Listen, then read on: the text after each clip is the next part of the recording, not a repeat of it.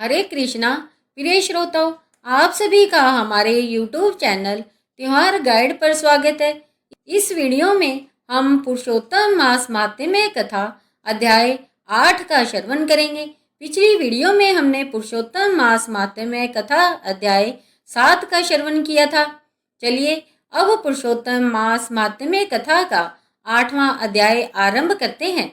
सूत जी बोले, हे तपोधन, विष्णु और श्री कृष्ण के संवाद को सुन संतुष्ट मन नारद नारायण से पुनः प्रश्न करने लगे।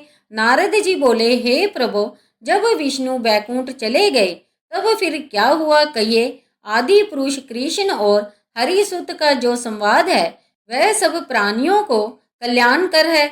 इस प्रकार प्रश्न सुनकर फिर भगवान बद्री नारायण जगत को आनंद देने वाला व्रत आख्यान कहने लगे। श्री नारायण बोले, तदंतर विष्णु बड़े प्रसन्न होकर बैकुंठ गए और वहां जाकर, हे नारद, अधिमास को अपने पास ही बसा लिया।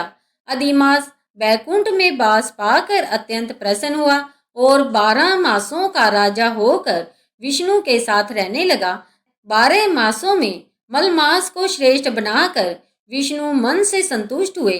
हे मुने, अनंतर भक्तों के ऊपर कृपा करने वाले भगवान युधिष्ठिर और द्रौपदी की ओर देखते हुए कृपा कर कर अर्जुन से यह बोले।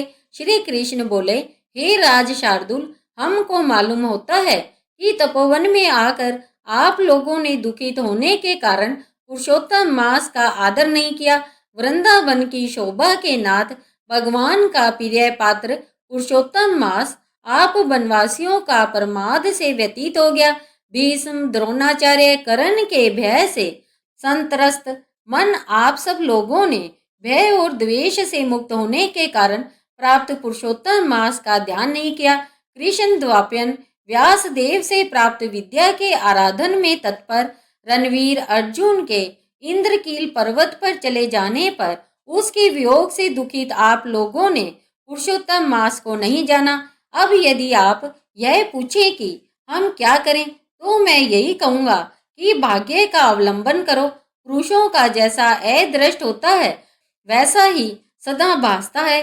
भाग्य से उत्पन्न जो फल है वह अवश्य ही भोगना पड़ता है। सुख, दुख, भय, कुशलता इत्यादि भाग्य अनुसार ही मनुष्यों को प्राप्त होते हैं। अतः अदृष्ट पर विश्वास रखने वाले आप लोगों को अदृष्ट पर निर्भर रहना चाहिए। अब इसके बाद आप लोगों के दुख का दूसरा कारण और बड़ा आश्चर्यजनक इतिहास के सहित कहते हैं। हे महाराज, हमारे मुख से कहा हुआ सुनो।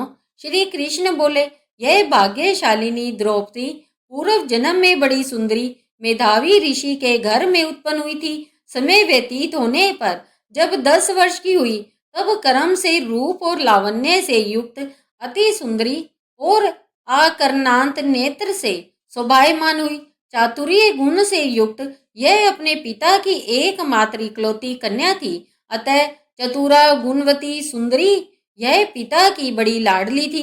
मेधावी ने सदा लड़के की तरह इसे माना, कभी भी अनादर नहीं किया। यह भी साहित्य शास्त्र में पंडिता और नीति शास्त्र में भी प्रवीणा थी। इसकी माता इसकी छोटी अवस्था में ही मर गई थी। पिता ने ही प्रसन्नता पूर्वक पाला पोसा था।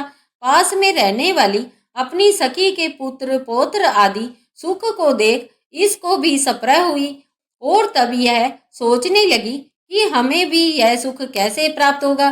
गुण और भाग्य का निधि सुख देने वाला पति और सतपुत्र कैसे होंगे। इस प्रकार मनोरथ विचारती हुई सोचने लगी कि पहले मेरा विवाह उपस्थित था, परंतु भाग्य ने बिगाड़ दिया।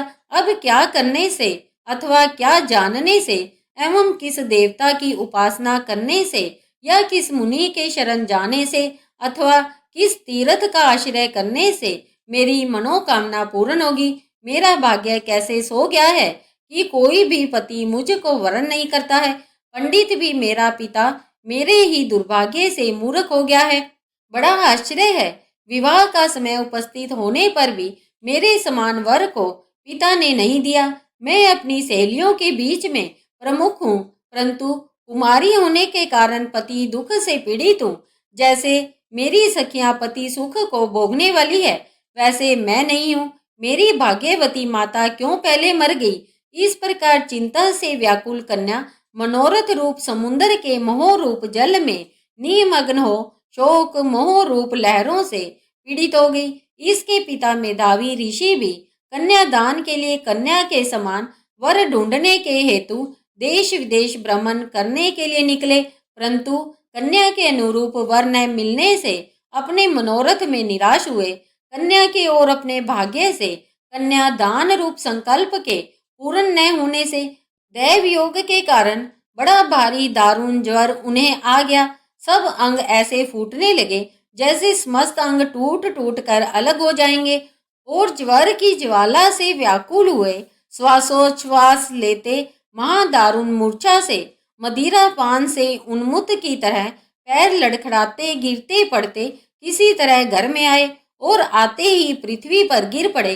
भय से बिहल कन्या जब तक पिता को देखने आए तब तक कन्या को स्मरण करते हुए मेधावी मुनि मरणासन हो गए। भाग्य के फलस्वरूप बल से एकाएक कांपने लगे और कन्यादान प्रसंग से उठा हुआ जो महोत्सव था वह जाता रहा। तदंतर पहले किए हुए ग्रस्त आश्रम धर्म के परिश्रम के प्रभाव से संसार वासना को त्याग कर भगवान में चित्त को लगाने लगे। उस मुमूर्षु मेधावी ऋषि ने शीघ्र ही नील कमल के समान श्याम त्रिवली से सुंदर आकृति वाले श्री पुरुषोत्तम हरि का स्मरण किया। हे रास के स्वामी, हे राधा रमन, हे प्रचंड भुज दंड से दूर से ही देवताओं के शत्रु दैत्य को मारने वाले, हे अति उग्र दावानल को पान कर जाने वाले, हे कुमारी गोपिकाओं के उतारे हुए वस्त्रों को हरण करने वाले, हे श्री कृष्ण, हे गोविंद, हे हरे, हे मुरारे, हे राधेश, हे दामोदर, हे दीनानाथ, मुझ संसार में निमग्न की रक्षा कीजिए। इंद्रियों के ईश्वर आपको प्रणाम है। इस प्रकार मेधावी के वचनों को दूर से ही सुनकर श्री भगवान के दूत चटपट मुकुंद लोक से आए और उस मरे हुए मुनि को हाथ से पकड़कर ईश्वर के चरण कमलों में ले गए। इस प्रकार अपने पिता के प्राणों को निकलता देखकर वह कन्या आहा कर कर रोने लगी और पिता के शरीर को अपनी गोद में रखकर अति दुख से विलाप करने लगी। चिलह पक्षी की तरह बहुत देर तक विलाप कर कर अत्यंत दुख से विहल हुई और पिता को जीवित की तरह समझकर बोली। बाला बोली, हाय हाय हे पिता, हे कृपा सिंधे, हे अपनी कन्या को सुख देने वाले, मुझे आज किसके पास छोड़कर आप बैकुंठ सिधारे हैं। हे तात, पितरहीन मेरी कौन रक्षा करेगा। आज मेरे भाई बंधु माता आदि कोई भी नहीं है। हे तात, मेरे भोजन वस्त्र की चिंता कौन करेगा। कैसे मैं रहूंगी इस शून्य वेद ध्वनि रहित निर्जन वन की तरह आपके घर में। हे मुनि श्रेष्ठ, अब मैं मर जाऊंगी, ऐसे जीने में क्या रखा है। हे कन्या में प्रेम रखने वाले पिता, हे तात, विवाह विधि बिना किए ही आप कहाँ चले गए। हे तपोनिधे, अब यहाँ आइए और अमृत के समान मधुर भाषण कीजिए। क्यों आप चुप हो गए।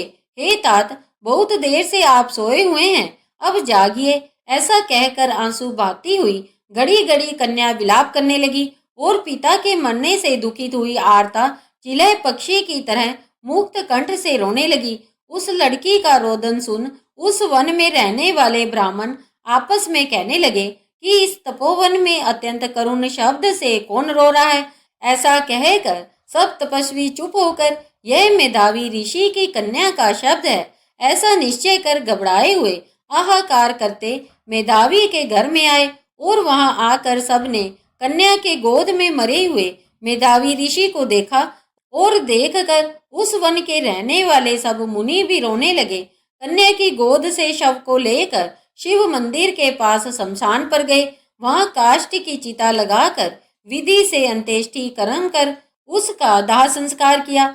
दाह के अनंतर कन्या को समझाकर सब ऋषि अपने अपने आश्रम गए। इधर कन्या भी धैर्य धारण कर यथाशक्ति क्रिया के लिए द्रव्य खर्च किया। इस प्रकार पिता की मरण क्रिया को कर कर कन्या इसी तपोवन में निवास करने लगी और पिता के मरण दुखाग्नि से जली हुई रंभा की तरह व्यथित होती हुई एवं बछड़े के मर जाने से जैसे गौ चिल्लाती है और खाती नहीं दुर्बल होती है, वैसे ही यह बाला भी दुखित हुई। इस प्रकार से श्री वृद्ध नारदीय पुरुषोत्तम मास माहात्म्य का 8वां अध्याय संपूर्ण हुआ। बोलो कृष्ण भगवान की जय। अगली वीडियो में हम श्री पुरुषोत्तम मास माहात्म्य कथा का 9वां अध्याय श्रवण करेंगे, उसे आप अवश्य ही सुनना। प्रिय श्रोताओं, आपको यह वीडियो कैसी लगी? उम्मीद है कि आप सभी को यह वीडियो पसंद आई होगी। यदि आप सभी को यह वीडियो पसंद आई है तो इस वीडियो को लाइक करें और इसे अपने तक ही सीमित ना रखकर इसे अपने दोस्तों एवं परिवारजनों को शेयर करें, ताकि वे भी पुरुषोत्तम मास माहात्म्य के अध्यायों को श्रवण कर सके। यदि आप हमारे चैनल पर नए हैं या अभी तक हमारे चैनल त्योहार गाइड से नहीं जुड़े हैं तो हमारे चैनल त्योहार गाइड को सब्सक्राइब करिए और बेल आइकन बटन को क्लिक करना ना भूलें, ताकि कोई भी नई वीडियो अपलोड होते ही उसका नोटिफिकेशन सबसे पहले आप तक पहुंच सके। इस वीडियो को अंत तक देखने के लिए आप सभी का धन्यवाद। हरे कृष्णा हरे कृष्णा हरे कृष्णा।